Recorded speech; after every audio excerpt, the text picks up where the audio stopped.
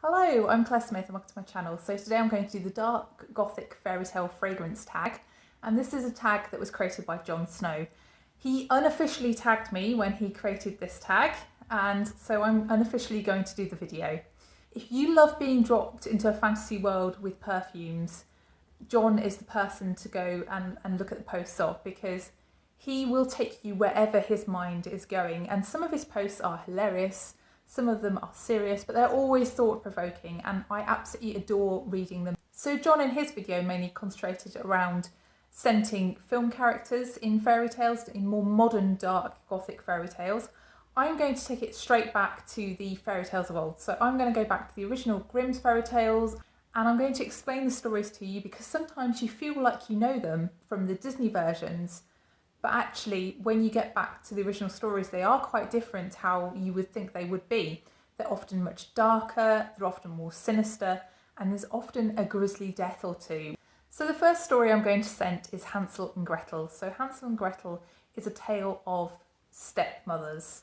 Stepmothers are a big theme in fairy tales, and in this one, she wants rid of Hansel and Gretel. She tells her husband that she can't feed them, so they have to go. The only thing they can grab on the way out is a loaf of bread, and they leave a trail of breadcrumbs back to their house. The problem with breadcrumbs, though, is that they get eaten by birds, so they can't find their way back.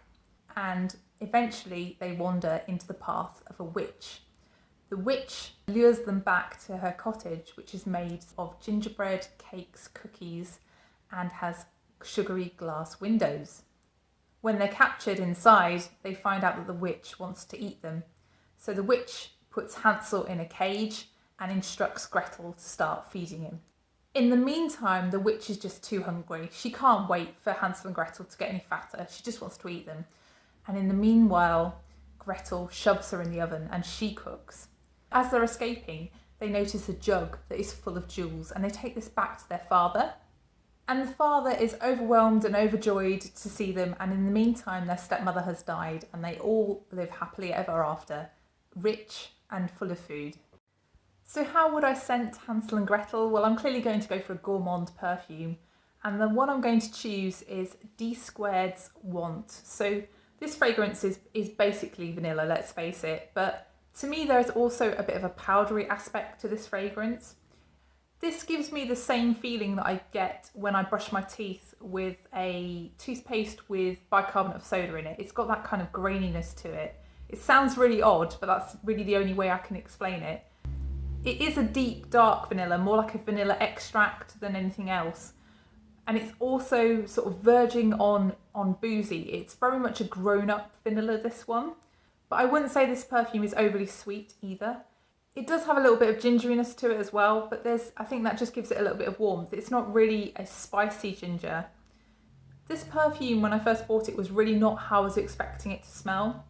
I was expecting it to smell just quite sweet and quite vanilla-y, and it's not one-dimensional, this fragrance, at all. I think this one is something that I could imagine the witch wearing. It's something that is tempting and grown up and sort of verging on dark, basically. So that's how I'm going to scent Hansel and Gretel's story, Want by D2. So the second fairy tale that I'm going to scent is Snow White. And I always felt like I knew the story of Snow White until I did research for this video. The story of Snow White again hinges around a stepmother. The stepmother is jealous because the mirror tells the stepmother that Snow White is fairer than she is. The stepmother asks the huntsman to go and kill Snow White, but the huntsman relents and brings the stepmother an animal heart. So again, believing that Snow White is now dead, even though Snow White's actually gone just to live with some dwarves in the forest, she asks the mirror again who is the fairest and finds out that Snow White is still alive. And the stepmother visits Snow White and gives her a poisoned apple. And Snow White this time succumbs to the poisoned apple. And weirdly, a passing prince listens to the story of Snow White from the dwarves and decides to take Snow White back to her father's palace, the king's palace.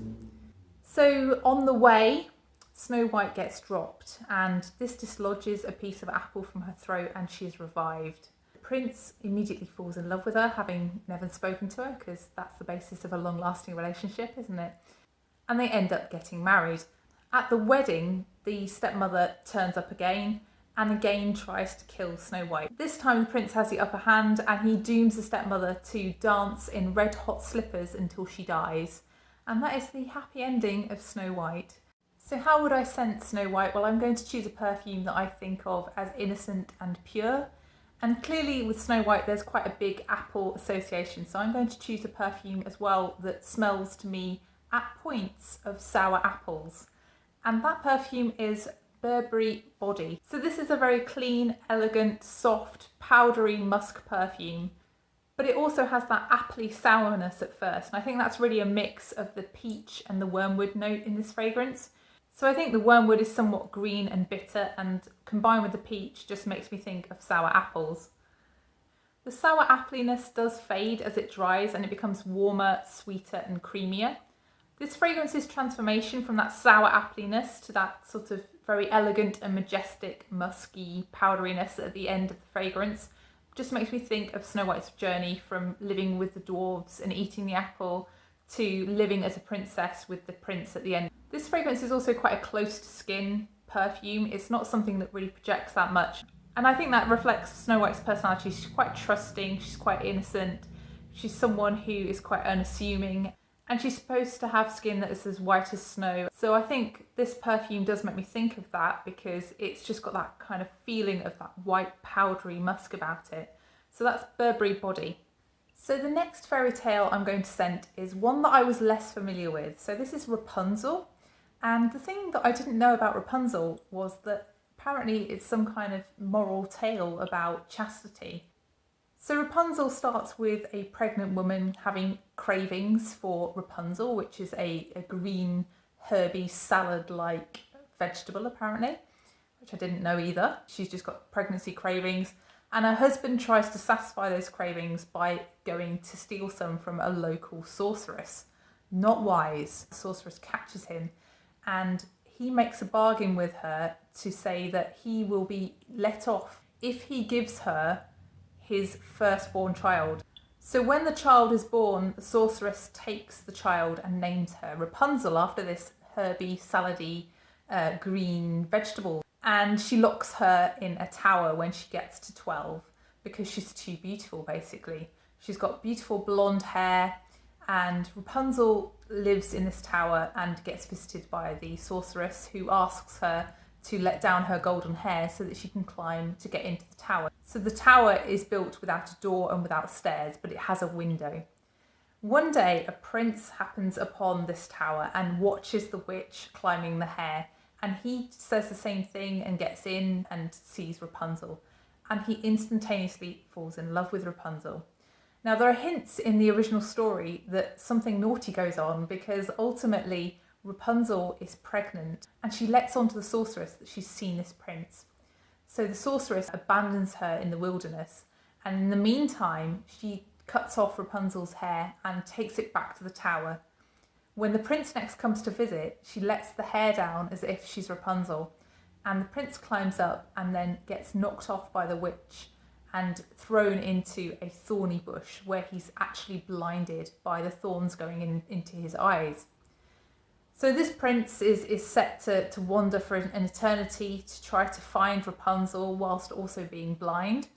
And eventually he comes across Rapunzel. At this point she's had twin children, which are clearly his, and her tears of joy at seeing him actually mean that he is no longer blind, and they live happily ever after. So actually I'm going to scent Rapunzel in a way that reflects that Rapunzel is actually a vegetable. I had no idea about that. So I'm going to scent Rapunzel with Found at Dusk by Miller Harris, because this is a very herbal perfume. It's a very aromatic perfume. So there's a lot of tomato leaf in this fragrance, and there's also a mint and basil note. And those notes together just combine to make me think of kitchen gardens, of somewhere where that Rapunzel might have been growing when that witch made the pact with her father. And it also has a very piney dry down, a piney musk dry down. And that makes me think of Rapunzel's journey into the wilderness when she's cast out by the witch for being with the prince. So that's my choice for Rapunzel, Found at Dusk by Miller Harris. So I hope you enjoyed the video. If you did enjoy the video, please press the like button, and please also consider subscribing if you haven't done already. And please let me know how you would scent your favourite fairy tale characters. Do you think there's something a little bit too safe in modern retelling of fairy tales? Do you like to be a little scared? Please let me know down below. And also, thank you for watching, and I'll see you in the next one. Bye.